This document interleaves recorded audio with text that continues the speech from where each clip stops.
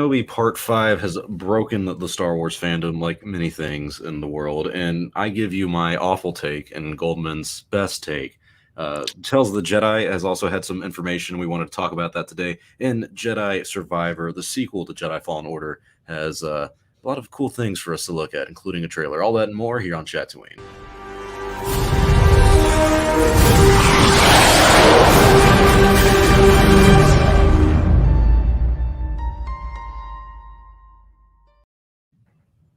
Well, welcome back to Chatooine, everyone. I'm Star Wars Only. I'm joined with the Goldman, which is funny. I feel like only me and you who do like the dual streams. If it's just two of us, I feel like if it comes down to two people, it's always me and you. Well, we haven't done two people in a while, and Palpamemes has been AFK for weeks. God knows how long. Lunga's dumbass couldn't watch the damn stream or the damn episode, so he's probably busy.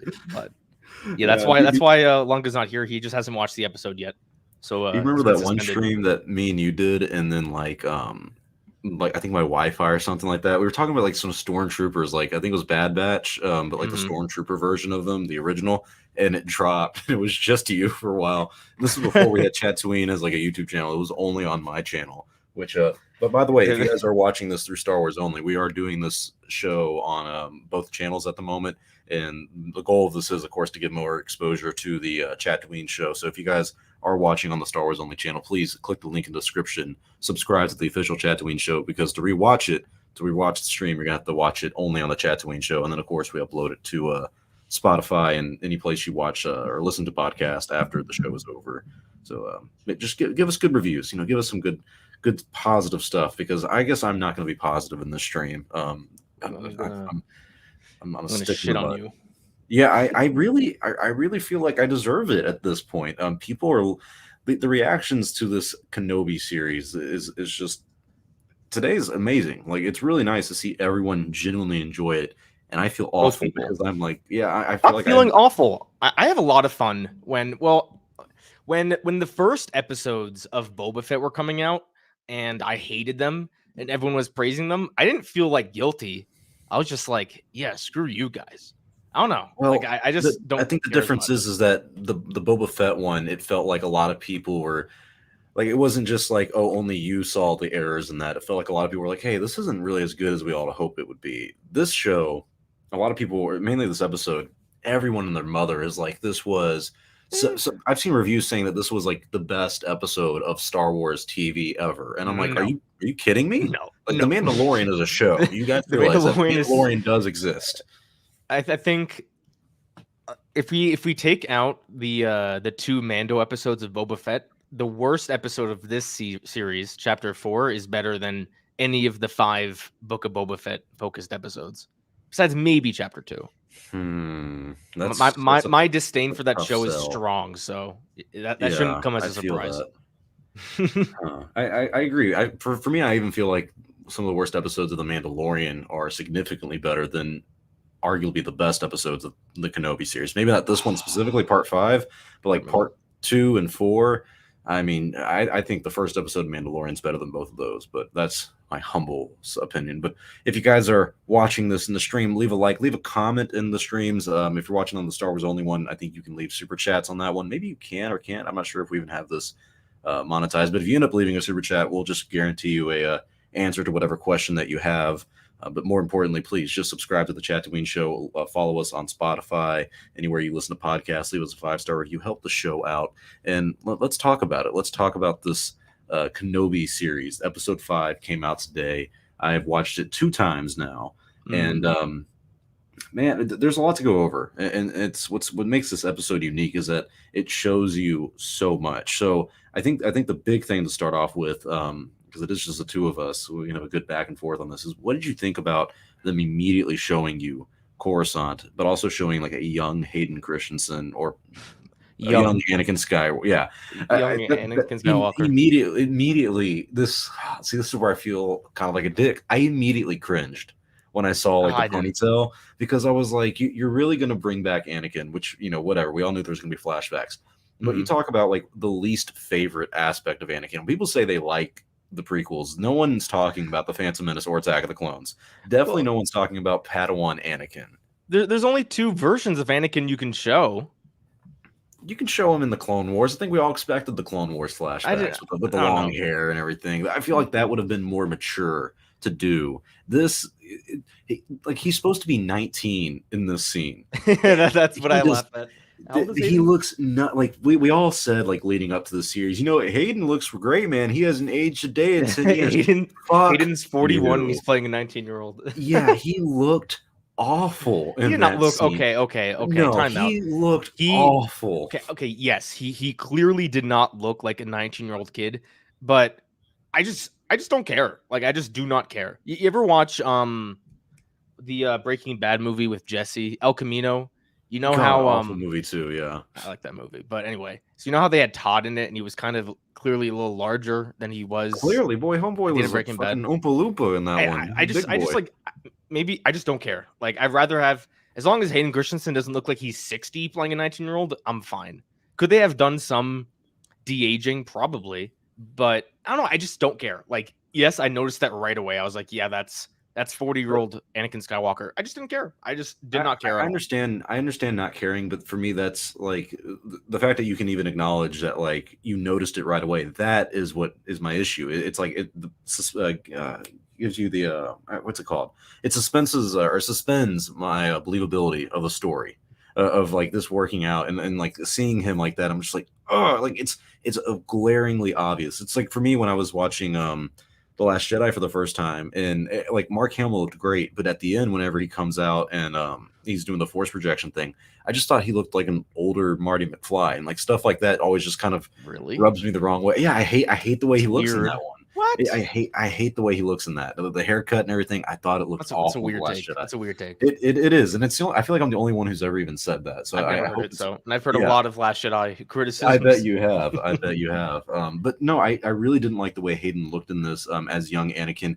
And though some people were complaining about the lightsabers and the color and the lighting, I never really understood that one. I actually thought the lightsabers, it's kind of cool seeing them have so much of like a glow on the actors' faces. What's the specific complaint? I didn't notice anything. I've seen people say it looked kind of cartoonish or corny. What? Yeah. I would argue like Rebels has like the worst lightsaber designs, even though it's based off of Ralph McQuarrie's original. I don't give a fuck. It looks bad. I agree. Right? It can be original or not. It just, if I don't like it, I don't like it.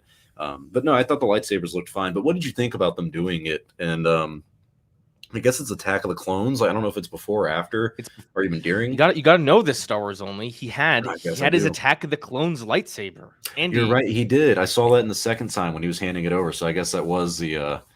I guess it was before. Yeah, it is. Yeah, how dare I not pay more attention to this? They looked bad compared to the prequels. That's how I feel. Is that when you like.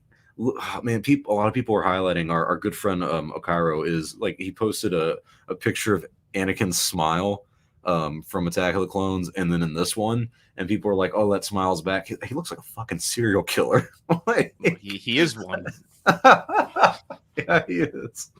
Oh my god. So what are my thoughts specifically on like all the flashbacks in particular? Yeah, because it was an integral part to this episode. It seemed like the relationship between ObiWan and Vader. It really seemed. This is where I do feel like the episode did a good job. Is that it really showed how that fight, just that simple little duel between Obi-Wan and Anakin, has like a ripple effect through the years later, where it's over 10 years at this point, because I think Attack of the Clones is like 5 years before Revenge of the Sith or something like that. But anywho, 3. Okay, so it's been technically a little bit around 13 to 15 years since they've had this duel, and they still are following the same pattern. And some people even notice that they have the same style, like the way they fought in the duel is the way they fought in Revenge of the Sith. So that, I mean, does that help you like this episode more? I mean, what do you think about the flashbacks in general for this episode? What you specifically mentioned didn't make me appreciate the episode more. I loved almost every second of the flashbacks. One of my biggest criticisms of the prequels was that I never felt the relationship between Anakin and Obi-Wan. I never felt like they were actual brothers until I watched the Clone Wars. In this in these flashbacks, I don't know, I got the vibe that they were brothers. It was a small thing. There weren't any serious moments where they're like smiling and hugging or whatever, but I don't know. I just got that vibe. I can't specifically put it into words. You know, they were training, and so the whole point I got from that, and it really ties into Anakin's recklessness, and it's another thing I love in this series. This series is really the first time I felt like Darth Vader and Anakin were the same character. I felt like I could see Anakin in the Darth Vader suit, because every time I see Darth Vader, I just cannot picture that was once Anakin from Revenge of the Sith and Attack of the Clones. I could just never do it. This is the first time I was able to do that in my head, because that the way they described Anakin is just so Anakin, in terms of him being reckless, him wanting to win, him getting distracted. That's just, to me, what resembles Anakin's character. And it makes more sense that when he's tuning into the dark side, that fuels his recklessness even more. So to me, that was the whole point of the flashbacks to me, just to show that Vader is still Anakin in a way, and he's still reckless like that. He still sometimes gets tunnel vision, but I loved it. I loved. Yes, Hayden looked like a 41-year-old man, not a 19-year-old boy. I did not care. I loved every single second of the flashbacks. Although I shouldn't say that. It was clearly a reused room from the opening scene in chapter 1. That was like one of the first things I noticed. It was the same room, I believe, just without a bunch of the kids. The volume and everything. And that goes into something we're definitely going to talk about, is the production value, or how it appears to be in the series. So I noticed that, but in terms of the actual character moments between them, I loved it. And Obi-Wan looked fine. Obi-Wan looked like Attack of the Clones Obi-Wan. Maybe a little older, but he looked good. He pulled it off the best, and I think that the secret for us guys is basically like having a beard or facial hair. Like, he just kind of brought that back and then added a mullet, and yeah, he looks about the same. And which is what's crazy about Ewan, is that he also hasn't aged that much since the prequels. He has clearly since like the Phantom Menace, but like the style and the look that they're going for in Attack of the Clones and what they did in this one is very, very similar. So you like the flashbacks? I thought the flashbacks were more or less fine. We can talk about like the Order 66 ones a little bit later when we talk about like Reva and everything, because that's an interesting aspect of this episode and a really big moment. I'm trying to think of everything that like happened in the beginning. Vader specifically was a big part of this, and seeing him have that interaction with Reva at the beginning. I feel like we kind of got as close to original trilogy Vader than we have in a while, even with like Rogue One kind of being involved with Vader in the past 5 or 6 years. It seems like we're seeing that transition of Vader going from what he is now, of just like, he does not care, he's going to go after Obi-Wan. It's like he's using the Force and using his power to show intimidation. And then you see in the original trilogy, he seems a little bit more calm, collected, and it kind of reminds me of that line in A New Hope where he says to Obi-Wan, when I left you, I was but the learner, but now I am the master. I feel like this series is using this opportunity to build on those kind of lines of dialogue. I agree, because I think I mentioned this last week.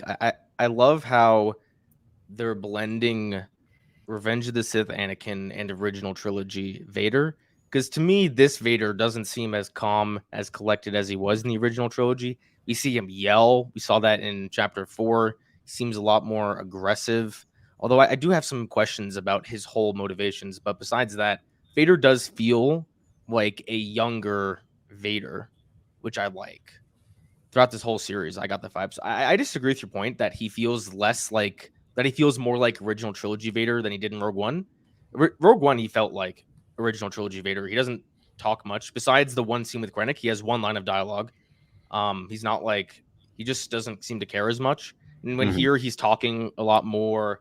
He's a lot more emotional, especially when he was fighting Obi-Wan in chapter 3. So I love the blend of Anakin and OT Vader into a more youthful, emotional Vader. It definitely was more emotional in this one. I mean, you see the part where he like dragged the ship down. Like it's one of those things where Rise of Skywalker callback. Or was it a Star Killer callback? Force Unleashed, I feel like no one can complain about these overpowered moments. Like, there's a lot of people who are like, "Oh, Star Killer's OP," and he absolutely is because of him dragging like a ship down. But now I feel like the same thing. Well, there's a difference between a transport and a damn Star Destroyer.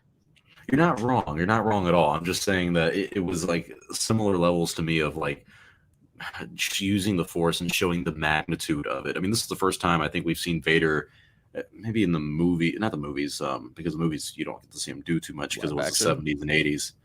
But yeah, and something live action like this where he just uses ridiculous power. I thought it was a bit of a cheap and cop out of the other transport immediately right behind that was it. weird because there was Obi-Wan's plan from the beginning to say, let's have 2 transports, let's just put all of them on the back transport and bait Vader. Yeah. Was that the plan? And he's not going to I guess sense me 10 yards behind it, or the fact that like he like if you remember, they're all like getting prepared to leave and everything, but like the top of the bunker is like closed off where the ship can't fly out, and then like Leia fixes it or something like that, and she's in the vent, and then everything, like the doors open and they can fly out. But instead of like immediately being in the ship and ready to go, they're all waiting for the vents to open, and then they get into the ships, and then they fly out. I'm like, when I thought that you would be in the ships ready to go at a moment's notice, just in case. You'd be safer in the ship than you would out of it. But not a bad point. But going back to Vader, this was my biggest complaint about the episode, and I have 2 big complaints, a lot of minor complaints, but mostly praise. So my biggest complaint is I don't know what Vader's entire plan here was. It is implied at the end of the episode that he knew Reva would betray him, and in a way, he was kind of just using her as bait. My question is why? Why not Vader himself just go down to Jabim, siege the, I don't know what to call it, the base, and then force Obi-Wan to surrender himself, and then you kill him, fight him again, and then you kill everyone else. Why have Reva do it? I don't understand. I don't know. I don't think he knew that she was going to betray him the whole time, because I think he had some faith and trust in her. I mean, he said that Obi-Wan was wise to use you against me, and I mean, even that, like that, maybe. Like the way she like portrayed him, I guess, was kind of odd to me. Like she chose after the fact that he's done dealing with the ship and everyone's gone. When he's just standing there. Yeah, she's like, now I'm gonna attack. I'm like, really? That's the big idea. I love their fight though. The way Vader is just toying with Reva. Although I love how powerful they make Vader, but now in comparison, it just makes him in the original trilogy incredibly nerfed. Yeah. Like, why doesn't he just do the Force blocking with Luke? When Luke jumps off in a attempted suicide in The Empire Strikes Back, why doesn't he just lift him up? I mean, he can pull a transport. He can certainly lift a kid. So I don't know how to. I don't even know how to defend it. To me, it's not like it doesn't bother me. It makes Vader in the original trilogy seem far more nerfed, especially in A New Hope when he's fighting Obi-Wan. Of course. Yeah, and that's what's weird is that it feels like A New Hope compared to Rogue One. It feels a little bit more natural, that transition from Rogue One Vader to A New Hope, even though he had the hallway scene. It's not like we really expected him to do that to Kenobi. But then you see this, and it's only 9 years difference between this and A New Hope. Yeah. I mean, I guess feasibly it makes sense that he would be nerfed by that point, or like older and just kind of like doing less. But I'm kind of with you where like this is kind of where my issue with like some of the live action stuff, or just new Star Wars content in general, is it doesn't feel like it is coherent with what you would actually see in the movies, and especially lining up with stuff from the past. It's like you expect me to believe that Vader will do all this in the Kenobi series, but he wouldn't do it to the ship that's leaving in Rogue One. He couldn't pull that thing back. I guess it's because they're in space, so it's a little different. But still, there's some things in this that, like, to me, the best way I would describe this series is it's a good fan film. It's a really, really big budget fan film. I hate when people say fan film. I hate it. But it is. I mean, it's not. It's like, by the argument, anything that's not episodes 1 through 6 is a fan film. Like, I don't agree with that. Well, the special editions are definitely fan films. Okay, I will give you that. All right, George Lucas is a fan of his own films. But no, what I mean by fan film is, like I said, we talked about it a little bit, but like the quality of the production, the way it looks. But for me, the fan film isn't, it's a fan film because it's not made by Lucas or it's a subpar quality of content. For me, I think of it as a fan film as in, this is exactly what I would think Star Wars Reddit would make a Star Wars show like. No, Star Wars Reddit would not have Reva in this show, and they probably wouldn't have Leia either. Aside from Reva, but I mean, hang on. Let's not act like a certain section of people would be upset with Reva, a black female, being killed by this strong white man. I'm playing still. I think that like the prequel memes and all that stuff. Like this is what you would expect from. It felt like fan service. And we said this going in that it was going to be nothing but fan service, and that's what this was. It was. Yes, it was. How is this not like just because there's fights that are entertaining, that doesn't mean it's complete fan service. Like there's a lot of character stuff in this episode that is not fan service. Like what? Like when Obi-Wan's talking to Reva, and the fact that Reva was able to still knows who Anakin was, or the fact that Vader let Reva live. Or I'm not 100% sure, but it's implied that Vader just remembers killing or stabbing Reva when she was young. Yeah. He remembers stabbing her, but it's crazy that she survives 2 fucking stab wounds to the stomach. But to me, the fan service that was silly. But like to me, the fan service isn't like Reva, like the character moment. That's not what I think of. I think of simply seeing Anakin slaughter younglings again, like going back to Order 66. All the orders. It looked awful. And that's in the hallway. Why is the Jedi Temple only hallways in these Order 66 flashbacks? What else are they going to show? Literally anywhere else. It's hallways. The chamber rooms. It's a temple. They have libraries. They have fucking statues. They showed that in the first episode. Yeah, you're right, in the first episode. But this one looked exactly like what was it? Was it season 2? I think it was season 2 of The Mandalorian, right? Maybe it was Book of Boba because it's all the same, where they have a Grogu being captured by the Book of Boba. Okay, whenever the stormtroopers are shooting in the hallway, it looked like the same hallway from that one.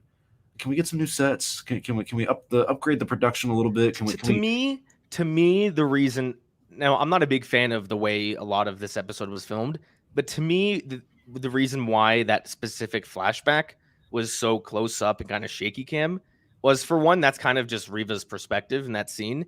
And 2, I don't think they want great cinematography when showing children dying. Like even George Lucas didn't do that. So I'm not going to expect some nice wide shots of Anakin mowing down younglings. Well, all they had to do, like when you talk about, especially with the cinematography, like Lucas, he had like a shot of Anakin's lightsaber igniting, and then you see the kid step back. If you really wanted to do because I hate the shaky cam. I get a headache awful. Watching it. It is completely awful. Like I've lost a lot of not respect for Deborah Chow, but like just my expectations from her are like completely different than I ever thought. But like for me, like to fix a simple like shaky cam or even the Reva flashbacks is have her hiding behind one of the couches inside the council chamber, and you just see flashes of lights and screams in the background, and all you just see is her face and her reaction, or her crying, covering her ears.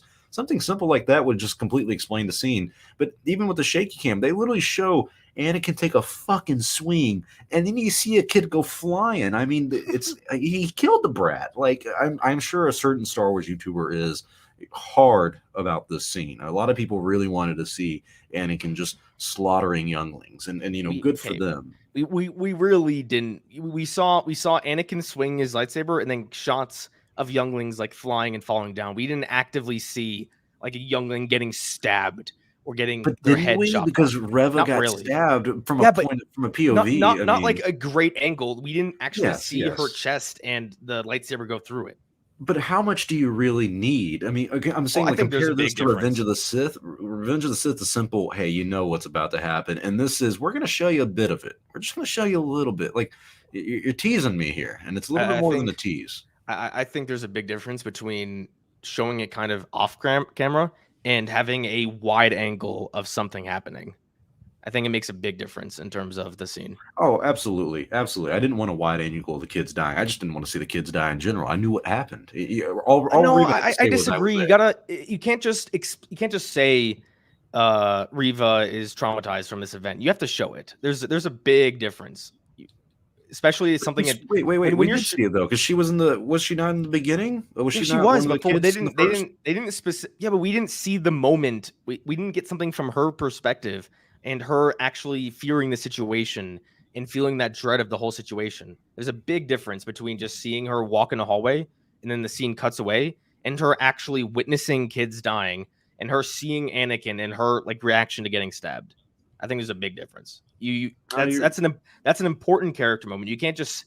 I hate in certain scenes, in certain scenarios. There's obvious exceptions, but usually when there's something that really affects a character, you want to see that event. That was the reason. Now a lot of people don't like it. That is the reason why they showed the flashbacks of Luke and Kylo in the hut in The Last Jedi. So you can see what Luke was experiencing. And we saw it from Kylo's perspective as well. Because if he just told it, if he just explained what happened, I think it would have been much worse. The backlash, at least. It's important to see what happens. I think that's very important. And I think it's a big reason why a lot of people don't like Luke in The Last Jedi, because we don't actively see, besides that one moment, we don't see what else happened. What happened right afterwards? Did he attempt to go back and save Ben Solo? I think it's fundamental storytelling, at least to me, that you need to show certain things happening instead of saying, oh, this happened to me. You're not wrong, because I definitely remember not liking Luke's arc in The Last Jedi, but seeing the like for me, it wasn't just that Luke tried to kill him; it was the flashbacks where I was like, okay, like I disagree with him doing this in general, but the flashbacks are kind of where I'm like, okay, this is where I disagree. Not with Luke as a character, Luke betraying like, what he used to stand for and coming back. It's just Luke making that mistake in the first place. So the flashbacks do add a huge part to that story. Without him, the movie would be drastically different.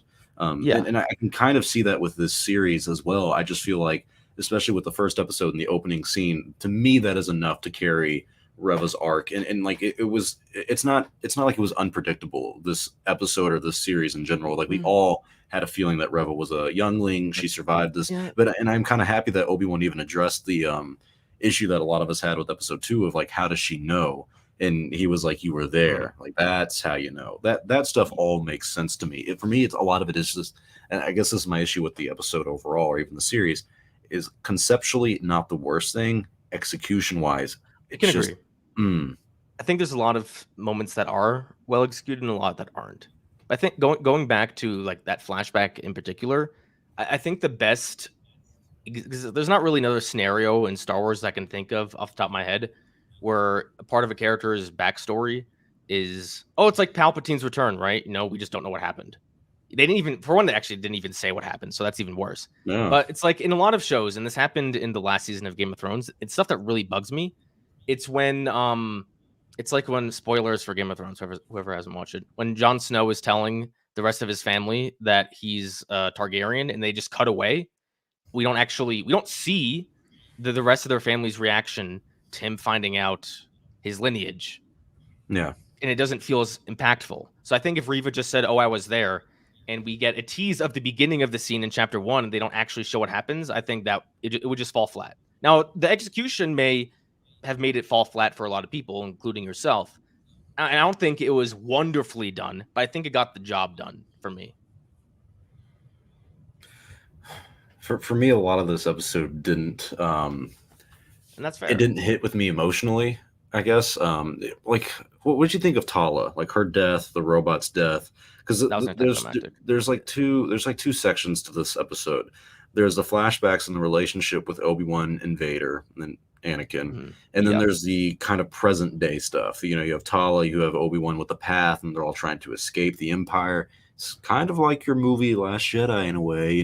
She sets up all the stormtroopers, and they're all about to go into the base, and there's the big wall they got to get past, and Obi-Wan's like, no, I'm going to be a Jedi, and I'm going to stand up to him and all that. He didn't really, though. He ran away, and then he went out, and then went back in. So it wasn't, those kind of, I get what you're saying, but I did think it was weird that Reva was like, yeah, bring him out, they capture him, and then she kind of like lets him go back in. Like, I feel like Vader would have been like, why would you do that? And also, if not Vader, half the people around her would be like, Grand Inquisitor, I'm not trying to be, telling you how to do your job, but that's the guy we're here for. You could have just kept him here. If I was a stormtrooper, I would not question an Inquisitor. I feel like they'd kill me. You definitely wouldn't have questioned it, but internally, I mean, if Vader would have been like, what happened? I would have spoken. I'd be like, Lord Vader, she let him go. It's her fault. No, that was silly. But I mean, we don't know what the stormtroopers were thinking, and I think at that point, Vader realized that Reva was probably gonna turn on him. Yeah, that's a good point. But Tala's death, I thought it was sad that she passed away. I mean, they gave her a little bit of a character moment before, explaining why she was doing the things she was doing, why she betrayed the Empire. I thought her death was slightly corny. Like, this person made a good point of that Kenobi could have easily use the Force to push the stormtroopers back again. And I think I would disagree with this if it wasn't like something he did immediately before. Like whenever I think the gates opened or something like that, and they started like fighting, he pushed them all away. He pushed all the stormtroopers back. If not a good chunk of them, not all of them, but like mainly the middle ones. And then when I was watching this earlier, my friend pointed out that it literally was kind of like the original trilogy. If you have like 40 stormtroopers shooting in this small space, and Kenobi was blocking a lot of it, but like they were missing everyone. Like it was impossible for them to not hit something. As time passes, Star Wars somehow manages to make stormtroopers look even more pathetic than they did before. Yeah, it almost seemed intentional in the original trilogy, because at the end of A New Hope, they were like, "Oh, we put a tracking device on them. We got those idiots good." And now it's just like no confirmation. And no, it was pretty bad. You know what's another strange thing? It baffles me how this should be a major mission. If Darth Vader is going on a mission, it should be very important. They should have way more troops there than a single platoon of like 40 stormtroopers. I don't know. I feel like when in Star Wars Rebels at the end of season 3, when they found the rebel base, they sent a whole damn fleet. There was Thrawn was there with his Star Destroyer. There was like 4 other Star Destroyers, 2 I forgot the names, but the types of cruisers that prevent you from going into hyperspace. Like they send a whole fleet there. Here they send 1 Star Destroyer and like 2 transports down of 40 stormtroopers to invade this base. That of course it's in stuff like that is where this show to me really limits the scope. Not so much the cinematography in a lot of ways. Like, yeah, the cinematography or the shaky cam I thought was really poor, but just because a set is small, to me, that doesn't necessarily make the whole show feel small. And The Mandalorian, I thought the scope was great. And yeah, it was smaller than the movies, but I never felt limited by the volume. In stuff like this, where I'm just thinking there is no reason why there shouldn't be more of a fleet here. I was like, okay, that makes this show feel small to me, or for it to look a little bit more realistic. I mean, that's where my problem with the production goes into. It looks fine. It's just come on, yes. It looks cheesy. It looks so cheesy. It's a cave. It's like what would you expect from a base of people that are hiding from the Empire? It's like totally expected that they hide in something in the mountains. You're not wrong. It's I'm not expecting the cave to look nice. I want it to look a little bit more believable. Like it's not on a set. Like it's not something I've seen in multiple other films, or like it looks like a limited by the volume. Like even the stormtroopers, like when they were set up, I weirdly wish I could put a finger on it, but when I look at them and then I see the movies even from the 70s and 80s, it's like they just don't look as realistic. They don't look authentic almost to me. And I don't know if it's a digital camera. I don't know if them not using actual film, or if it's just lighting. What the Disney Plus films have been using, I've never questioned that. I'm just curious. The Disney Plus shows, they're all probably digital camera work because of the volume and everything that they're using. Okay, I know for like the sequels. I don't know about Rian Johnson, but I know JJ was big on. I think all 5 films used film, I believe. Yeah, that would make a lot of sense to me. What do you think about this? Is a common thing I've seen before. And thank you very much, Zach, for the super chat. He says, "I'm disappointed in the generic sounding music." A lot of people have been complaining about the soundtrack in this series. I agree in some ways. I think there's just not a lot of memorable music. I mean, The Mandalorian had the Mandalorian theme, but the Mandalorian didn't have original tracks either. It barely used the Force theme, and that was it. I just think there's not much music that really stands out here. And when it comes to Star Wars music, we have the highest of expectations of anything. Every Star Wars fan across the board expects the music to be top notch because that's what we're used to. All 9 of the main movies have fantastic music.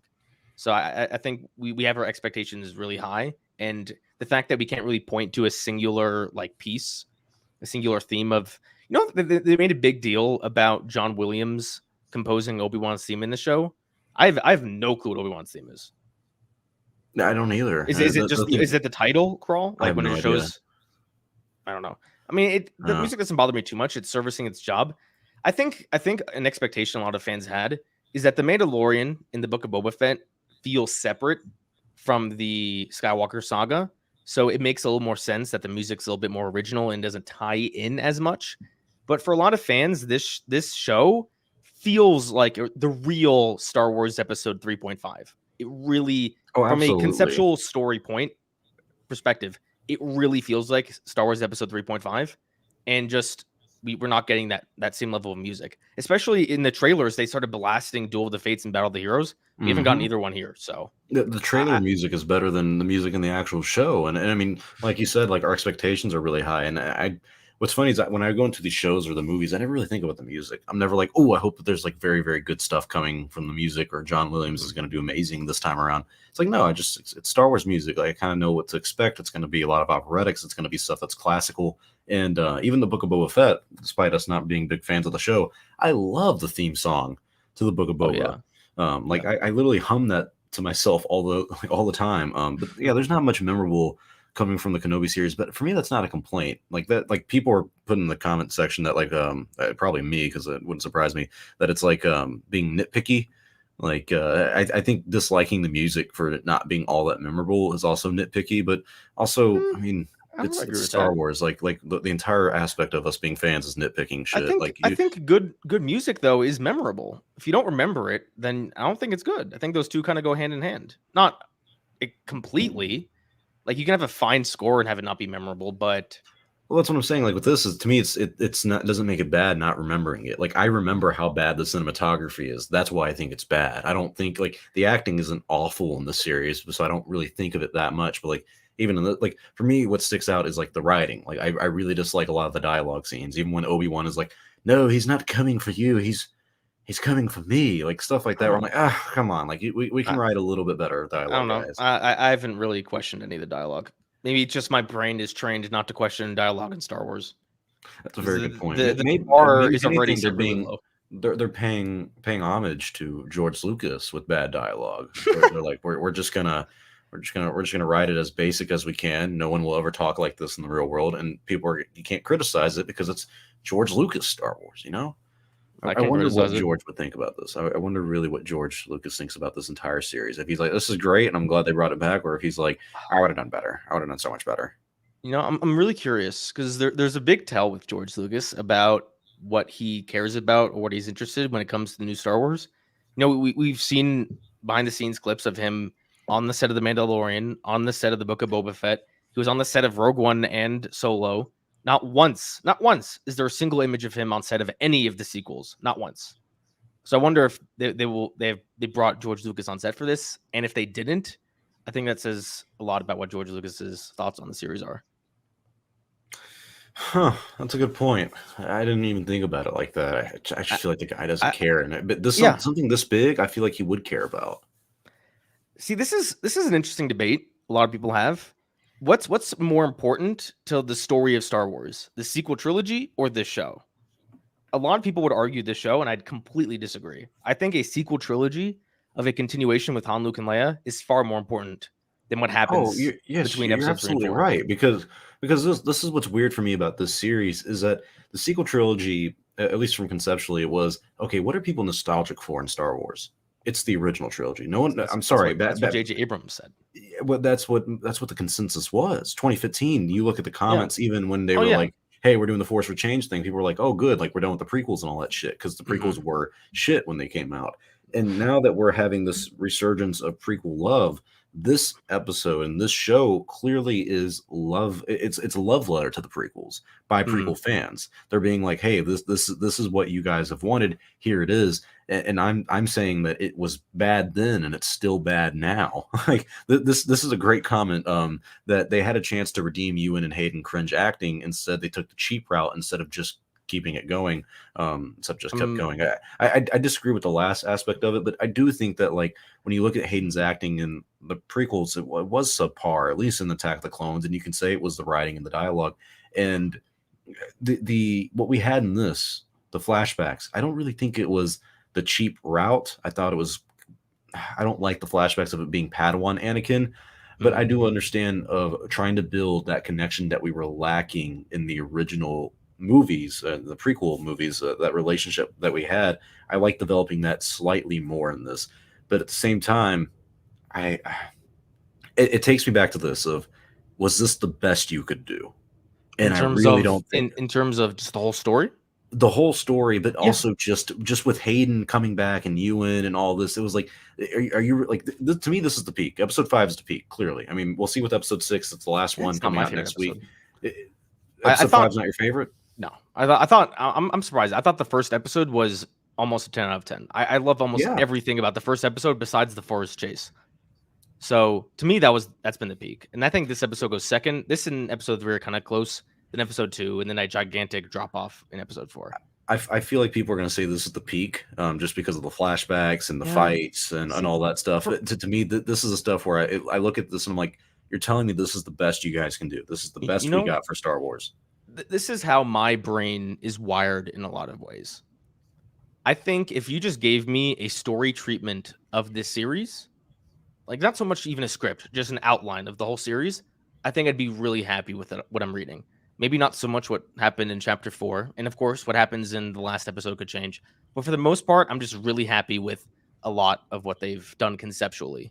And I think a lot of these stuff, execution-wise, I think they've done a great job. I think the first 3 episodes mostly did a great job on executing their stories. I think chapter 4 was just a bad story, and they executed it even worse. And this episode had a lot of moments that I really liked and didn't like. So in my mind, if there's a fundamental story there, and they do a decent job executing it, I can forgive it more than a story that I think is just crap and they do a great job executing it, if that makes sense. So I think this episode does have a lot to be desired in terms of certain moments with execution, especially the cinematography, certain shots that do make the Star Wars universe feel smaller, certain little moments in the writing that I question a lot. But overall, I think the reason why I'm happier with this episode, even though I seem to have a decent amount of complaints, is because the underlying story I just still really like. And and then the last episode could change a lot. Depends on what happens. The fact that Reva potentially knows about Luke is concerning. What happens there? I'm interested, but still concerning. So overall, I'm satisfied. I agree with you in a lot of ways that this show could have done a lot of stuff better, especially with chapter 4 and chapter 2 and this chapter as well. But just from a story perspective, I just liked this episode a lot. And there was a lot of things I was just like, oh, they could have done that better. They could have done that better. That's just how my brain is wired. Yeah, I like the way you put that because when I think about this episode conceptually, there are, of course, things that story-wise I'm not a fan of, but like I said earlier, a lot of it is the execution. And for me, it is the cinematography. It's the writing. It is the weird choices of not de-aging Hayden that really takes me out and makes it easier for me to kind of nitpick and be like, this looks bad. This just looks really bad. And this seems very cheap. And it's like the comment said earlier, it seems like the easy way out of, okay, we're going to make a Kenobi series. People want Hayden and Ewan back. What can we do? Well, let's have flashbacks of Hayden and Ewan training. Oh my God, they're going to love it. How do we work that into the story? Well, we'll just say it's been the same thing over and over again. So do you think they went into this story saying, we want a flashback? How can we incorporate that into the story? Or do you think they had a story and they're like, ooh, a flashback could really service what we're trying to do? Oh, they 110% were like, we want a flashback. Oh, I disagree. Like, that's my problem with the series is that a lot of it just looks from the outside looking in because, look at like Empire Strikes Back, Return of the Jedi. They did not make choices, and this is completely different as well. But like even with the prequels, George Lucas intentionally did not make decisions that were, oh, the fans are going to love this. A lot of it was, well, this is what's integral to the story. There's a lot of things in this series that are just clearly, hey, fans are going to fucking love this. And that's completely fine. But I knew that going in, so it's almost not fair to me to criticize it for doing what it was made to do.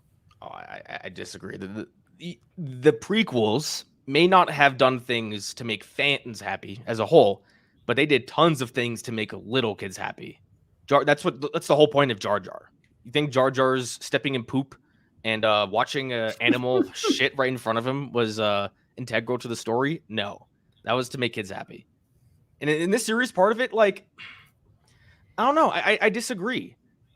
I don't think simply showing Vader being cool is for the fans. I think in the context of the story, it makes sense. In a way, I think at the end of Rogue One, that was a bit more for the fans because it wasn't necessary for the story, but it still worked.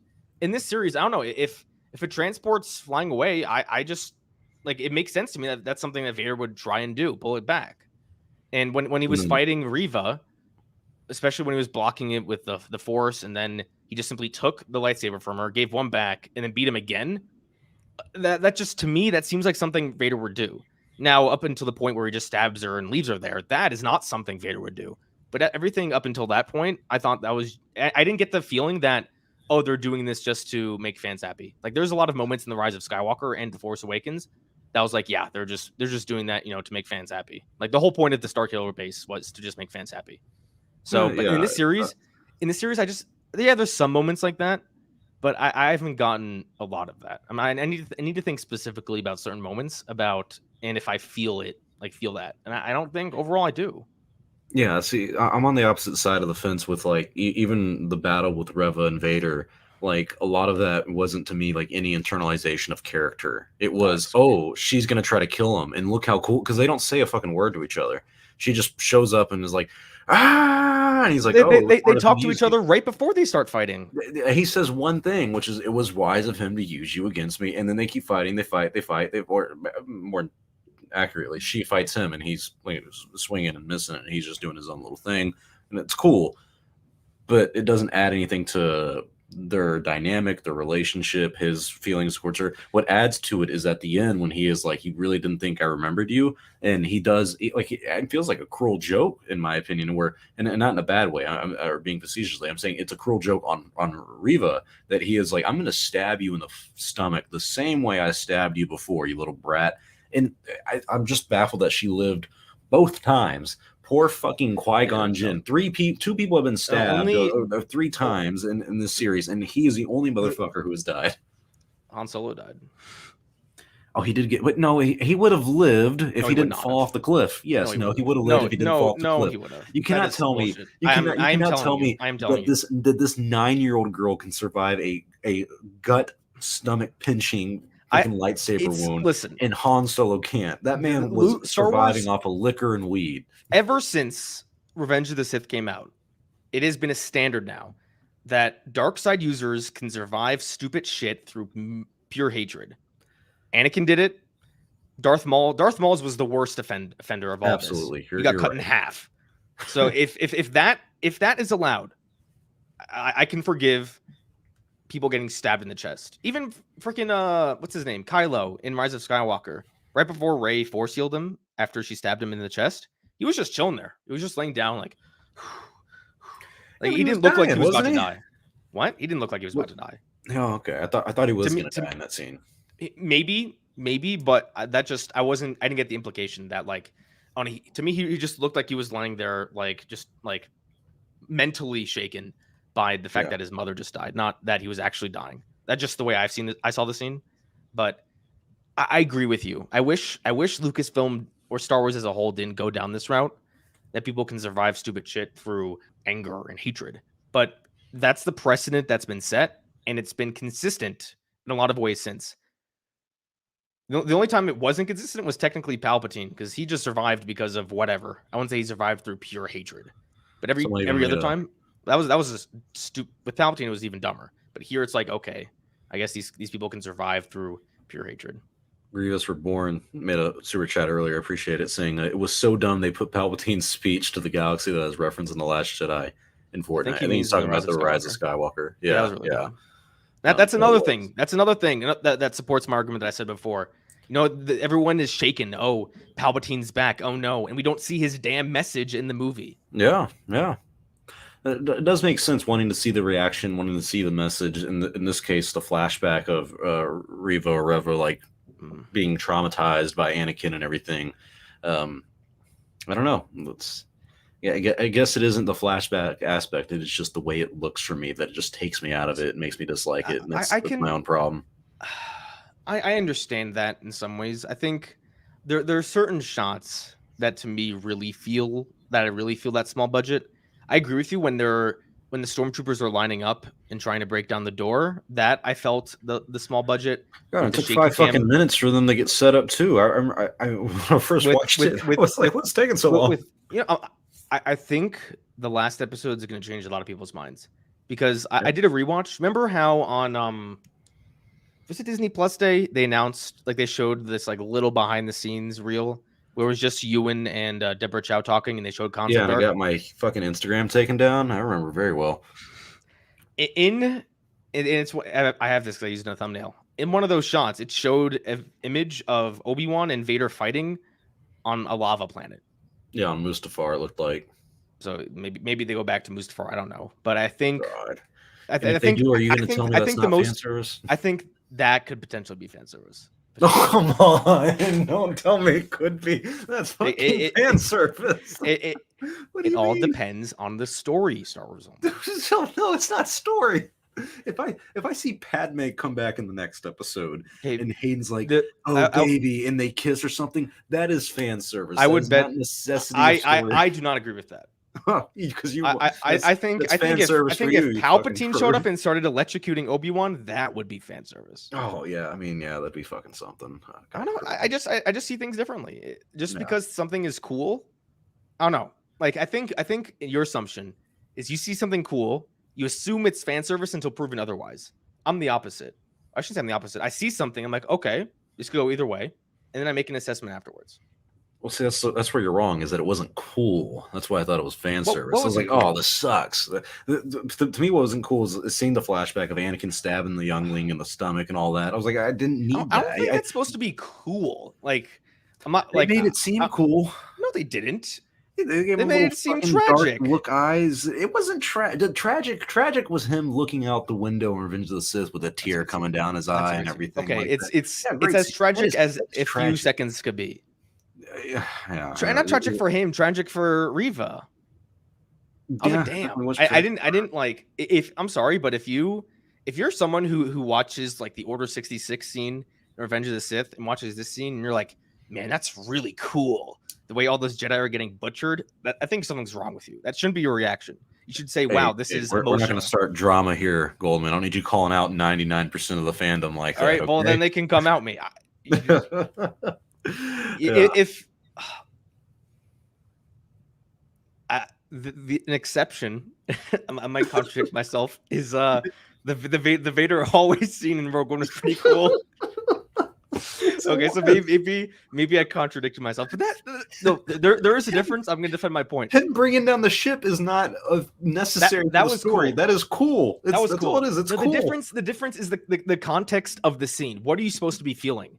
I think in the Rogue One scene with Vader, I don't think you're supposed to be feeling like, oh no, all these rebels are all dying. I think the purpose of that scene is like, wow, Vader's a badass. When Vader's holding the transport, that is like, wow, we're seeing Vader's power. When Jedi are getting killed, you're supposed to feel like, oh man, like this sucks. All these characters I don't know their names of, they're dying, and that sucks. So I know their names, but most people don't. So that's their names in the prequels when they came out. Thanks, George. I'm supposed to care about Ki-Adi-Mundi dying. I don't even know him. So I think the scenes do matter. The flashback with Reva, at least the way I see it, is supposed to be somewhat tragic, and we're supposed to empathize with Reva and the trauma she went through. So I don't think the goal of that was to be like, wow, this was so cool. You know? Who's calling me? Oh, my friend's calling me. He's going to want to talk about Obi-Wan. I'll tell him later. Put him on speaker. I'm going to say doing the Chatooine show right now.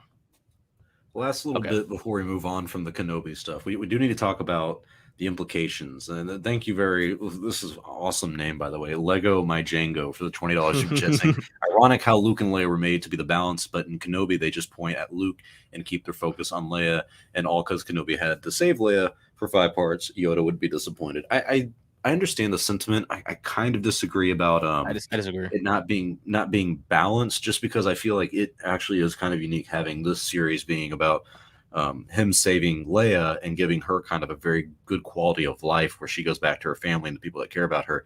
But also in the meantime, his main goal was to protect Luke. I mean, that was the mission, right? Bail Organa was going to protect Leia, and then he would protect Luke. I mean, that was kind of the agreement. So I think Yoda would be definitely disappointed, but he's also chilling on Dagobah. What the hell does he even know? I think, what do they mean by balance? In terms of just character presence in the franchise, they seem pretty balanced. But let's be real. In terms of just the Force and their balance in the Force, Luke is just, Leia's like at 1%, Luke's at like 99%. Yeah. We saw Leia use the Force in The Last Jedi, when she did the Mary Poppins thing, which almost everyone hates. And the other time we saw it was a flashback in Rise of Skywalker, where we don't actually see her face besides one shot where she goes like this and lifts the helmet. So, and even in this show, like, we haven't blatantly seen her use the Force, and they are both equally as important. And like, to me, it's more realistic that before the events of New Hope, Leia would be a lot more active in terms of the grand story than Luke would be, because Luke's supposed to be doing nothing. I guess like some minor things could happen to him as a person, but in terms of grand story, he should be doing almost absolutely nothing. Leia, you know, she became a leader in the rebellion.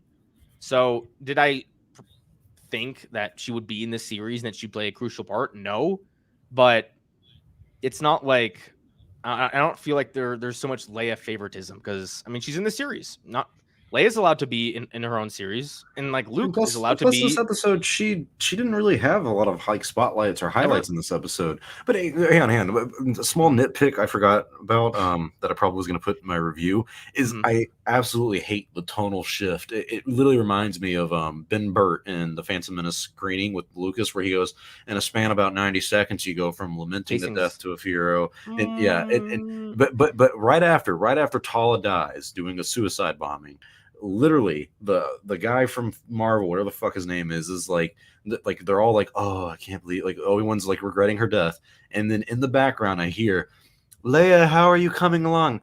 I'm almost ready. And he's like, she said she's almost ready. Like, I'm sorry, you can't have it be like, oh, I'm supposed to take this death seriously, and then 30 seconds later, this comedic thing, while we're literally like not we as an audience, but literally Kenobi is mourning her death. That is the stuff that makes me feel like this series is corny, executed poorly, and just tonally all over the place. Like that. Like on my Django. Thank you. Remember when death mattered in Star Wars? What did you even think about the Grand Inquisitor coming back? Homeboy got stabbed in the gut, literally walks on stage without a fucking beat, and is like, "Ha!" I love that. I absolutely loved it. It was a huge. Oh my god, I loved it. For one, I guess we know the Grand Inquisitor is going to survive. I saw a funny meme where, you know, I forget what he said exactly, but he's like, the power of hatred can do wonderful things. I saw a funny meme where it's like, the power of being in a show that takes place 5 years from now can do wonderful things. So it's like, that's really why he's alive. So I was relieved, actually. I was nervous that they just wouldn't say anything, and then in a comic or a book they would explain, oh, he's alive, or we know he's alive, but how he's alive. The clone route. I'm really glad they didn't have him come back and be like, oh, I'm a clone.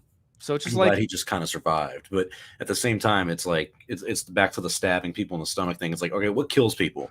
Because if I chopped off his head, he'd still come back and he'd be like, oh, the will to hate. I think it's silly that characters can get stabbed and then not die. But I don't hate that. What I hate is when a character has been written to die, and then in another story, they are now alive. Darth Maul, Boba Fett, Palpatine, those are the three most glaring examples. If, God forbid, Mace Windu ever comes back, that would be a huge offender. But like when the Grand Inquisitor died in Chapter 2, I do not believe for a second that was written with the intention of him actually being dead. Oh, so 100%. To me, when I agree somewhat with the sentiment when death mattered in Star Wars, because I do think they're kind of going away from that. But I don't think there's any offenders of that in this series, because I don't think characters have been written to die and then have come back to life. Yeah, I don't think, and this is very true, she was. I don't know why I accidentally clicked on that comment, though, but shout out to you. If they intentionally write a character to die and they kind of like shift away from that, that's upsetting, because we all seen Rebels. We know how the Grand Inquisitor dies. So him dying in this series would have been an issue, and a lot of people were up in arms about that. I don't care that he got stabbed. I guess necessarily, I would have preferred him to get stabbed and him look at her and like be like, "This hurts, but I'm still alive. this isn't anything." Like, that would have been crazy to me. Him just coming back and walking on stage like I'm supposed to. I love it. I was just like, to me, it was a big, like, the whole point of that was supposed to be a huge fuck you to Reva. Just like, oh man, you just got played hard by Vader, and seeing the Grand Inquisitor just walk out is like, yeah. You know, fuck you too. Like, you got played by me as well. The fuck you was stabbing her in the stomach the second time in her life. It's been 10 years. He's going to stab her in the same spot. Yes, that specific action I did not like. But the context around that scene, I really did. Well, next thing we know, Mace Windu is going to come back. Well, you know what's going to happen to me if that happens. So. Oh, he'll do it for the dark side, and I'll be the one who's like, I love it because it works. No, I'm gonna say that's pure fan service. Absolutely would be.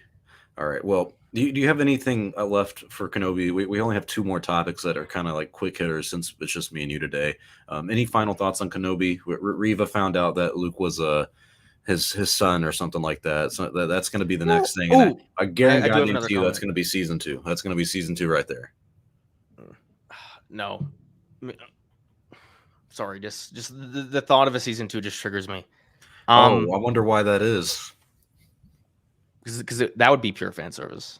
Oh no! Come on! You can't tell me that's fan service, but this first season isn't. It's not. This season has a compelling story. Just because, like, this story was conceived to be one story, and if they remember the reports, they actually changed things potentially to make a second season. Yeah. That's fan service. That's fan service. Well, that's money service. Right there. I have another complaint, and it's about Bail Organa.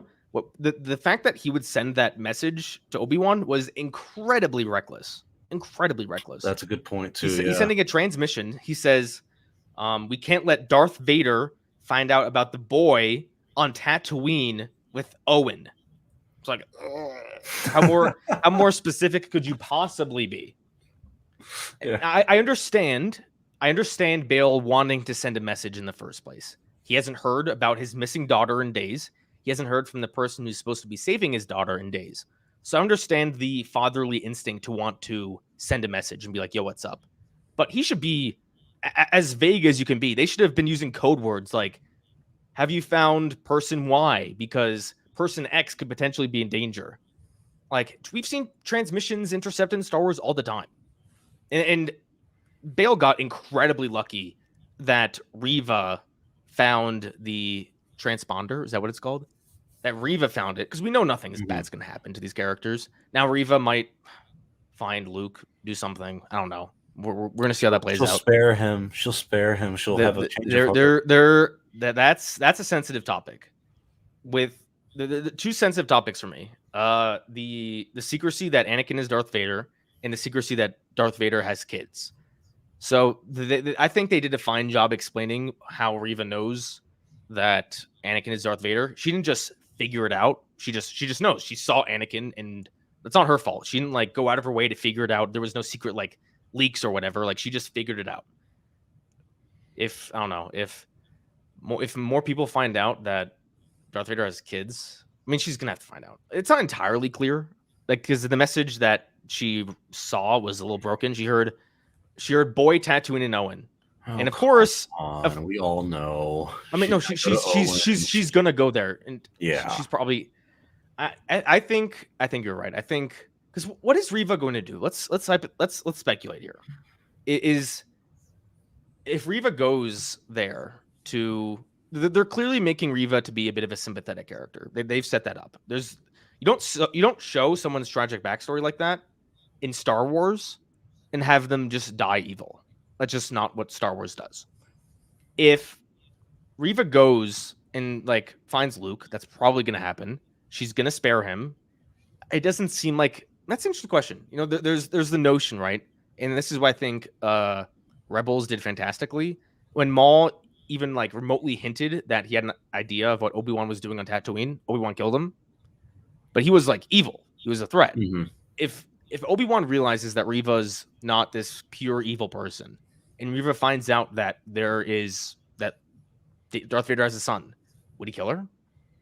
I don't know. I mean, that's not really the Jedi way, but it's also not the Jedi way to deceive and like, you know, manipulate people. And it seems like that's kind of what he did with her in this episode of like, no, he didn't. You know, we'll work together, help you out. You can kill him, and he kind of leaves her to die. I don't think that was. I disagree because that was Reva's plan all along, and Obi-Wan's just like, I'll help you, which was shocking. That's one of my favorite aspects about this episode is that it was a bit of a twist to me that she was planning to kill Vader the whole time. Like that's a goal of hers. It makes sense. Yeah. At first I was like, why does Reva have such a random obsession with Obi-Wan? It just seems strange, but given this story, I mean, it makes sense to me. Like they've posed a lot of questions throughout these first 4 chapters that could have potentially had answers I really didn't like. All the answers I've gotten, I've been fine with. I'm trying to think if there's anything that's like. What about this specific thing? That's kind of a twist for some people. Yeah. You gotta get shout out to Lego My Django. Leia doesn't remember Obi-Wan in the Jedi, and he calls it that's bullshit Disney force power, force mind wipe. Because I think the only criticism there is that when she hears about Ben Kenobi and Obi-Wan and A New Hope, she doesn't really show all that much of like, it's kind of like remembering, I guess, kind of like Obi-Wan did with R2-D2. Let's be there are 2, maybe 3 potential instances of where Leia would have realistically shown any emotion about Obi-Wan. The first is in the message that she gave to R2. Now you could argue simply that, you know, she's in a rush. You know, the Tana V4 is getting boarded. You know, hey Obi-Wan, you helped me out. Oh yeah, that has plenty of emotion to me. Actually, I'm completely even with her knowing Obi-Wan, I don't think anything about that message should ever be changed. It's perfect. Yeah. So to me, that's fine. The second one is when Luke says Ben Kenobi's here to rescue you, and she says Ben Kenobi. At first, that was a plot hole because how would she know who Ben Kenobi is? Now she knows. She knew who Ben Kenobi was. Mm-hmm. And the third instance is when they're escaping the Death Star, and Luke sees them get cut in half. Yes. Now, I'm going to make an argument here that Leia's kind of, I don't want to say heartless, but after she sees her home planet destroyed, she not once shows any sadness about it. Yeah. She, like Luke sobbing over Obi-Wan dying, someone he really just got to know over the past day. And Leia's like, it's okay, it's okay. Leia saw her whole home planet be destroyed, both her parents die, and she's just chilling.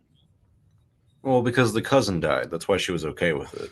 Yeah, the younger Lunga, you mean? No, that's a good one. Yeah, because he doesn't respect the importance of adoption and found family. So of course that's a younger Lunga. Yeah, well, that's how family works. Yeah. Good fucking joke. So could you have argued? If say someone mattered a lot to you, say you went on a trip once and you got lost. Okay, well it's a little more extreme in this case, but we're assuming that after the season ends, Leia is not going to see Obi-Wan ever again until episode 4. I think she would be like, oh shucks, he died. I don't think realistically she would be like devastated about it. She didn't really know. Like, it's 9 years. How well does she even know or remember the guy? God, the way he ages from now to A New Hope, she probably doesn't even think it's him. And obviously, realistically, we were never shown this because the story didn't exist back then. But at some point, Leia was probably sad about it. Sad enough to where she named her son Ben. But I don't think realistically she's going to be like devastated and start crying on the floor. She's like, oh man, like, oh. It's kind of like one of those videos when you watch a dog die. It's like, oh man, that really sucks. But a day from now, you'll be fine. You watch videos of dogs dying, you asshole? What the hell? No, it's like, okay, it's a movie where a dog dies. Like, you'll cry. Yeah, you'll like be Marley. upset about it. Like, I don't know why I did this. I was recently watching the second Jurassic World movie. Not the greatest movie. But there's like the scene where they're leaving the island, and there's the dinosaur that's like on the dock crying, and then gets consumed by the volcano. Like, I was like, oh man, that's sad. That was a well done scene. That was really sad. 10 minutes later, I was fine. Like, to me, that's how I would picture a Leia reaction to Obi-Wan dying. Like, oh, that guy, like, he was so nice. Oh wait, we gotta win a war here. Let's get back to work. This man and many people died to save me. It's another one of those things. Of course, they've recontextualized the events of the original trilogy. I 100% believe it was George Lucas's intention to write that scene that Leia has no clue who Obi-Wan is. That's not the case anymore. Of all the things they could retcon or recontextualize in the original trilogy, that I'm fine with because it just doesn't really change much of the story. That's a good point. Well, that's kind of all I have to say about Kenobi. This part 5. I think it's better than part 2 and part 4. I'm not sure where really that harsh on compared like to part 1 and part 3. Out of 10, if you had to give, it is. I just think like I don't know. I think it's good. Do you really want to know? Do you really yes, want I to know do. that I'm going to pick. We're going to say like a 4. I think 5 was going to be my like initial thought. Like, just it's 5. It is, and 5 is average to me. Like 7 is like you're passing. You know, you're good. B is like, oh, this is a pretty good series. A is like, this is damn near perfect. Like, great series. And then 10 is 10 Last is Jedi. like perfection. Yeah. Yes. We're opposite day, but no. In absolute general, I would say this series is slightly below average. It's boring, man. It's just boring. I Like disagree. I really I like one of my favorite MMA podcast guys. Like he was talking about it, and he's like, I was a big fan of like Star Wars, like when it came out. He's like, I watched the prequels when they came out in like the '90s, and I disliked those. He's like, I watched this Kenobi series. He's like, I watched the first 3 episodes, and he's like, I just don't give a fuck. And I'm just like, well, damn, like, yeah. And this is a guy whose opinions I respect. And I disagree with you. I think the show has rewatchability, at least for me. And I don't remember if you brought this up before the stream or at the beginning, but you said you don't think it has any rewatchability. I disagree. No. Like, I think right now, if I had nothing to do, I could sit down and watch these 5 episodes in a row.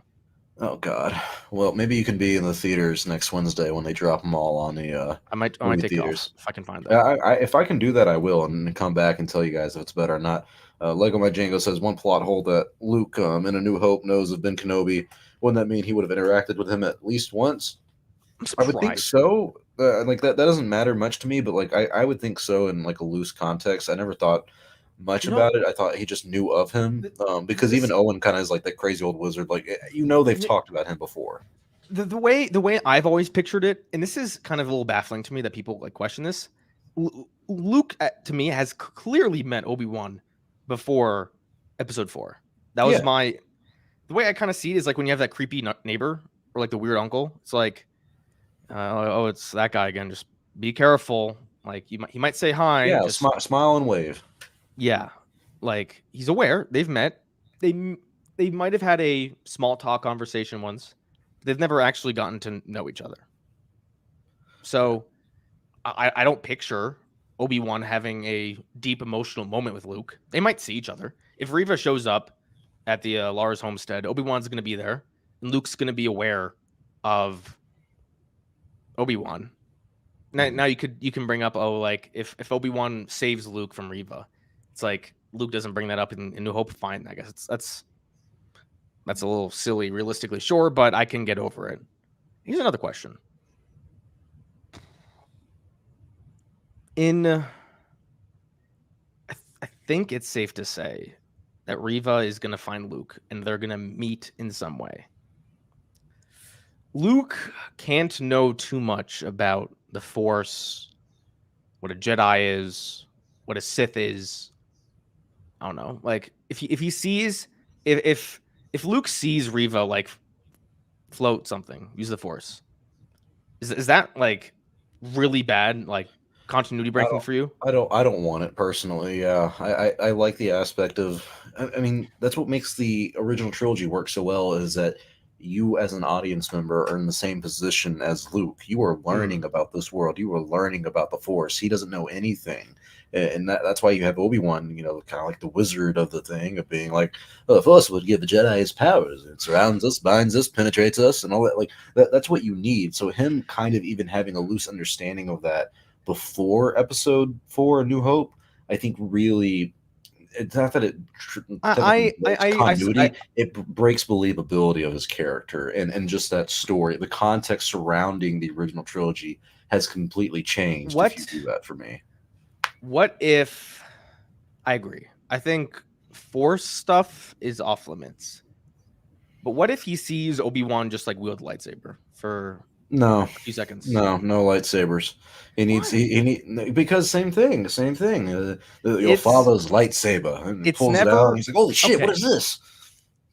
Okay, so let me write a scenario here. Luke's 10 years old. Reva has a lightsaber. He's like threatening. She has the lightsaber up to Uncle Owen's neck. Obi-Wan shows up and is like, stop. And she's like, okay, and they leave. Obviously something a little bit more emotional than that. So Luke saw some crazy lady holding a red glow stick up to someone's neck. The next time he sees something like that is 9 years later.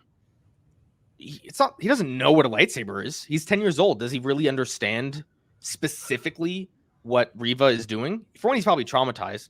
So when Obi-Wan hands Luke a hilt, is he like, oh, this is exactly what that crazy lady had? I just don't see that.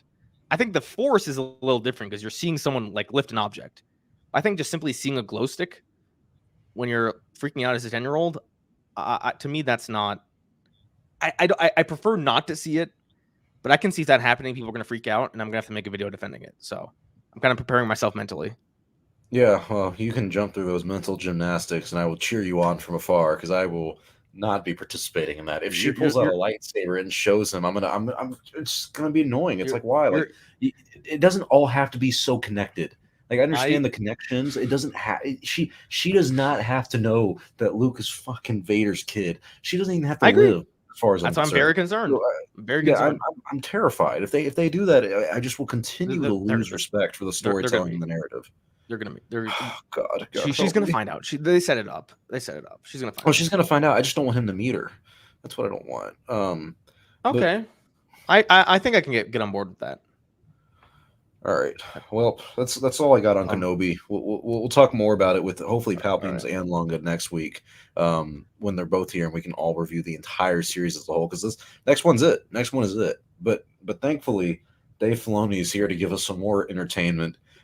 Surprisingly, there is a Tales of the Jedi animated series. Like we spent an hour and 15 minutes talking about ObiWan. Now we have to talk about this stuff. It's like, all right, I'll give my thoughts. Yeah, just a quick rundown because I'm not going to be. By the time we get Palpatine's and Lunga in here, it'll be far too far gone to even remember.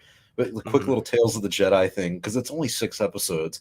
3 of them are about my boy Count Dooku as a Jedi, and 3 of them are about Ahsoka Tano. One of them, she is, and a spoiler if you guys don't want to know this, I guess I got to see the episode at Celebration. She's a baby, just a baby. What's her species called? Tor something? Togruta. Yes. Weird name. Well, the Togrutas are out there, and they know about the Force and crap, and she survives. She survives an adventure with her parents and her ma. Good times. But what did you think about Tales of the Jedi as a concept? It's our boy Dave Filoni making another comeback with animation. So there's 3 aspects I want to discuss. There's going to be Ahsoka episodes. There's going to be Dooku episodes, and the fact that they're just limiting it. They said this is a series focusing on prequel era Jedi. Yep. The Ahsoka stories I just don't care about. It's like, okay, they're about to do an Ahsoka show. It's like, okay, I guess we need to see more of animated Ahsoka. It's like I don't care at all about seeing her before she was a Jedi. I think there was one about her like training with Anakin. That could be nice.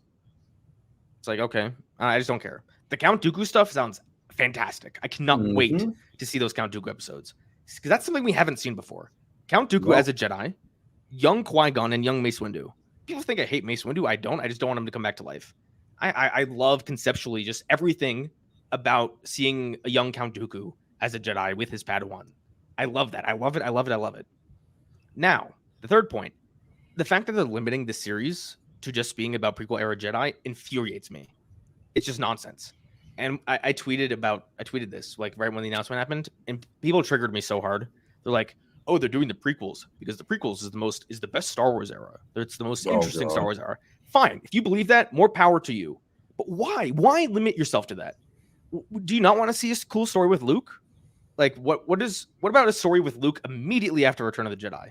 That could be a tale with a young Ben Solo. Like, or with a young, cool I'm a sequel shill. A story with him and Ben Solo, or a story with Rey after the Rise of Skywalker, or Rey doing something, or go way back, do something with the High Republic, or do something with the Old Republic, or do something with I don't know, Ahsoka after something that is literally anything else than what we've already been doing for the past 15 or if they really want to do something with Ahsoka, how about show her right after like Rebels, not the epilogue, like after her fight with Vader, like when she's on Malachor. Oh yeah. Like why not do something there? What is she up to? Why wasn't she there during the original trilogy? She knew Kanan. You can't do that though because your fucking boy Ezra took her from Malachor. Remember, he pulled her away. But she went back to that point in time. Oh, that's when she like walks away and like the little fade away. Okay, now you're talking about So for 2 years, this is interesting. For 2 years in the chronology, Kanan Jarrus was alive, and Ahsoka knew how he was going to die because she saw it when Ezra could have pulled him through. So I don't know, do something there. What was Ahsoka up to during the original trilogy? How about when Ahsoka met Luke? They botched that in Book of Boba Fett and didn't show us. So, but when they meet, that'd be a good one to show up in live, not live action, in animation. Seeing an animated Luke like that too would be pretty cool. Awesome. Or what about like the moment just when Ahsoka finds out that Anakin had kids? You know, Luke Skywalker became like a galactic, I don't want to say hero, but everyone knew. He's like, wow, Luke Skywalker blew up the Death Star. Like that was a thing. So it's like Ahsoka must have heard that. Wow, Luke Skywalker? I knew a Skywalker once. Like, I know you're dead. Or what if they did actually a story where what if they did a 20-minute episode where they really fleshed out what happened the night Luke or Kylo destroyed Luke's temple to provide some context? Stop. What do you mean? Why do you not want to try and make things better? I'm telling you, stop thinking that Lucasfilm is actually going to tell you good quality stories here. They have. All right. They told The Mandalorian. They told The Last Jedi. Yeah, but they go for like a lot of these like kind of bare minimum stories. Like for me, the bare minimum stuff is Ahsoka again. Like you're telling me we get enough. Like we talk. It is because it's not. We've seen her so many times. Like it's the Count Dooku Clone stuff. Wars. It's Rebels. That's not bare minimum to me though. That's something that like is like incredibly intriguing because I agree. He's a fallen Jedi turned into a Sith. But you spend half of the series on Ahsoka, who already has the entirety of the Clone Wars series, who is a pivotal character in Rebels, and is now getting her own series. And she's in Mandalorian, and she's in Book of Boba Fett. I mean, is she going to show up in episode 6 of fucking Kenobi now? Like, come on. No. Like, I would. No, she won't. But she's going to show up in Bad Batch. Oh no. Oh, Dale, she probably will. That's my problem. It's just she's in everything. So I'm a little disappointed this series is going to be 3 episodes of Ahsoka and 3 episodes of Count Dooku. But at the same time, the animation, man, looks phenomenal. It is absolutely gorgeous in this. It's better than even what they did in Bad Batch, which was already impressive. Yeah. So I'm really curious if they're going to do a 1 season of this thing. Because hear me out. What do you think if they do 1 season of this? Reception's very good because you see what happened with Visions. They did a season of that. They're already planning a 2nd season. I'd be surprised if they just do 1 season of Tales of the Jedi. What do you think if they did 1 season on prequel Jedi like Ahsoka, like Dooku, and then they do another season maybe on sequel stuff, and they're going to annoy the shit out of me with this, and they're going to do 2 episodes of Ahsoka, 2 episodes of Ben Solo, 2 episodes of Luke, and like that era, and then they do another season that's all High Republic Jedi. Would that help you feel better about it? 100%. 100%. Okay, well, I'll talk to Dave. There is no way you can put Ben Solo on my TV in any way and have me not be upset or have me not be ecstatic. Really? I'll send you some Rule 34 comic books. Okay, besides porn, you freak. Just saying. You got me there. All right. Shout out to Grievous Reborn paying the bills over here. He's saying it's a bit disappointing it's not about the old Legend comics. It would be the perfect way to introduce the Sith race to the normie Star Wars audience. No. This series is about Obi-Wan Kenobi. I don't want to know about the Sith race. I thought he was talking about Tales of the Jedi for a second because you can do some old stories. You're right. I think my memory just skipped this conversation we've been having for the past 10 minutes. Like, I don't know. All right, we can. I apologize, Grievous Reborn. I hate that name. I apologize to you though. I love the name, buddy. I love the name. Did you've played Fallen Order, right? Please tell me you have. Of course I have. We've talked about this. Okay, I'm this. sorry. I have some friends who haven't. I think Lunga still hasn't even finished the damn thing. Well, Lunga's an old man. He's old, yeah. Motherfucker can't figure out the controls. But Jedi Survivor, they showed a trailer for it. Let's see if we can play it if my fucking internet would even allow me to. Oh yeah, we're doing 2 people. I thought this looked fine, man. I thought this looked really cool. Yeah. I'm surprised they're going 5 years in the future though. Like this is really close to Kenobi now, isn't it? Like same time. I don't think that means anything. Solo took place right around Kenobi. You don't see Han Solo. Yeah, you're right. Still, like a lot of people thought the senator guy was the Grand Inquisitor, but I mean, it looks great. But like, who the fuck is it? Is that the senator guy right there? Is that an Inquisitor? No, I think it's someone else. That's some random dude. I don't think it's an Inquisitor. I think they're done with the Inquisitors. I mean, could more Inquisitors show up? Yes, because there's some that are still alive. But I don't know. I just don't think. I think it would be boring to tell another story with the Inquisitors. Yeah, that's a good point. What about Vader? Would you want Vader in this at all? No. I mean, if he shows up, like, I don't know, just to me, I want to learn more about Cal Kestis and have it be more like self-contained. I liked Vader's appearance at the end of Fallen Order because it made sense. They were in Fortress Inquisitorius. Yeah. But I don't know. It's like having Vader show up in season 3 and 4 of Rebels. It's just not necessary. Like they don't. Vader and Cal Kestis don't have some sort of connection. Like, yeah, he's a Jedi. Vader would like to hunt down Jedi, but besides that, there's just I feel like it seems a little much for Vader to just hunt down one random Jedi. I feel like Vader has more important things to do. That I he say that a lot. does.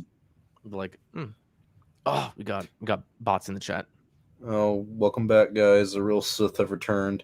I don't know. I'm kind of curious what's going to happen to Mira in this game, though, because I feel like she Marin has like a lot. Yeah, said Mira. oh, I thought it said Mirren.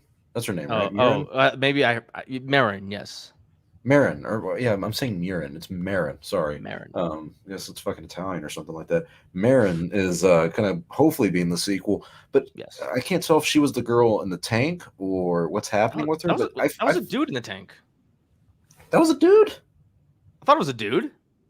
You can see That's a like dude. there's no boobs.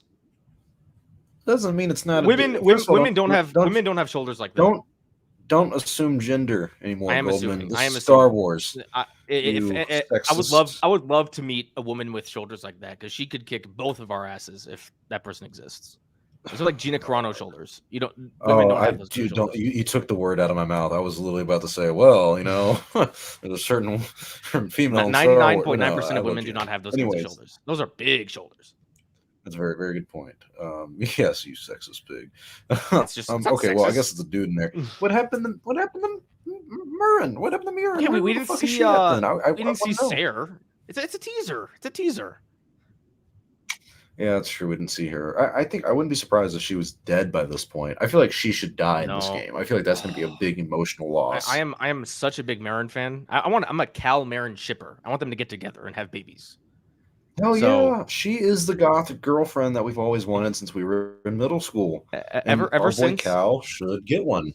Ever since they held hands in on Dathomir, I was like, yes, they can't kill her. I want her. What if I want them to do something like unique? I think, can she become a Jedi? Can she? Is the Dathomirian magic, like the Night Sister magic, is that like just an altercation on the Force, and they just use it in a different way? Why can't she become a Force user or a user? I mean, even if she's not a Force user, she can do some pretty cool shit. Have her become a Jedi. Yeah, she is a Force user because she uses the magic. I don't know. I don't want her to become a Jedi because what I think is cool is if we play this game and she is like a playable character. Like you get like 4 or 5 missions with her and you can explore with her, but she doesn't even use a lightsaber. Like that would be cool to me. That would be cool. She doesn't need to become a Jedi, but it's like it would be an interesting story for me, not something I want. I just want to play as her regardless. I want a story about her and Cal. Like the first story is about Cal, then this story should be about both of them. I don't know if they do a third game, then it could be about some random person. But I just want I want them to both be the focus, not just Cal. Yeah, no, I think they both should be, but I agree with this comment that I think that like Seer should die in the sequel, not because I dislike the character. I just think because me, I'm a big fan of people Jedi dying before episode 4, and I think her and what's his name, Grease. I mean, he doesn't need to die, but like, I mean, you saw the ship; it crashed. I mean, there's something impactful that's happening to these characters in this one, and I was such a big fan of the first game. I'm just really curious on what's going to happen in the second one. But even people use the title Jedi Survivor. Survivor singular. So does that mean Seer dies and Marin dies, or is it just Cal? Is he the survivor? Is that it? I think you're reading too much into that. It's not even a. I'm just offering you what the internet has fed me. Well, the internet on is the table here. I think it's dumb. I know we're on it. That's where we make our living from it. Unfortunately, not lightsaber wasn't enough. You sleeping. I love how Last Jedi is still prevalent in these comments. Because it's such a great movie. It's the forever debate. I don't know. I'm scale of 1 to 10. How excited are you for Fallen? Is it? Survivor. it's aged like fine. It's been 5 years, which is crazy to think about, and I'm so excited for the future of Star Wars and the movies that we have no idea that are coming out. The Fallen Order came out 2.5 years ago. They should make a movie of a cow. You know who should play him? Cameron Monaghan, whatever the fuck his name is, the guy who literally plays him. Yeah, when it comes to castings, I don't care as long as Brie Larson plays Revan. Oh yeah, it came out in 2019. Yeah, and it came out in November of 2019 or October. Yeah, I think I'm lagging on years. No, 2.5 years. No, my thing's messed. What's going on? No, am I lagging? That's okay. Hello? We may be having technical difficulties, people. I think either I'm or you're lagging. One of us is far behind. All right, chat. If you're listening to this, who's who's lagging? Like I feel like I'll say something, and like 3 seconds later he'll reply. I'm like, oh, there we are. This poor Zach. Anyways, I think can you hear me, Goldman? Are you all right? I think you're there. I hear you. Yes, you sound fine. We're just not in sync. Because I can always see you. Yeah, it's definitely me. It's always got to be me. Dutastic's saying it's me. They're saying it's you. Thank God. Yeah, lucky you. And someone's like, it seems okay to me. All right, well, as long as it's me, because if it's me, I know how to fix it. But you seem fine on my end. Like I can see you moving and everything. That's what matters. I hear you fine. Yeah, you can't see shit. If my thing was lacking, there'd be a big issue. Oh man. I'm always having bad Wi-Fi connections. I'm terribly sorry about that. But anyways, no, I'm excited for Fallen Order. I do think that this will probably be the second to last game in the series. I think they'll do a trilogy to round it out to have like a perfect thing. And I think EA is desperate for more games with Star Wars. But in general, I'm hoping we get like 2 different playable characters, because this game is too good to not have Murin as a playable character, and just the uniqueness to her having like the dark side and like the magic powers. That'd be so cool to see like played out. Agreed. Are we still not in sync? Are you alive? Are you there? No. All right. I guess. Yeah, communications. All right. Well, I don't know. I can see you moving. I don't know if you can hear me well. Okay. I think. Okay. Well, I think we should just end the stream then. Can you see my private chats?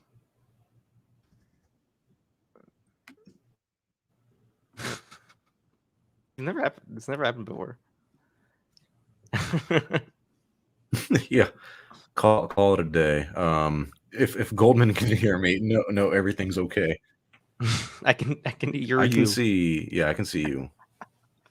Yeah, I can hear you and see you fine. I don't think you. Well, you definitely can't see me, but you can hear me late, which is sad. But anyways, yeah, we'll end the stream here if you guys can hear me. As long as you can hear me. Oh my god. All right, thanks for tuning in, guys. Sorry about the technical difficulties. We'll see you all next time. Oh fuck. Well,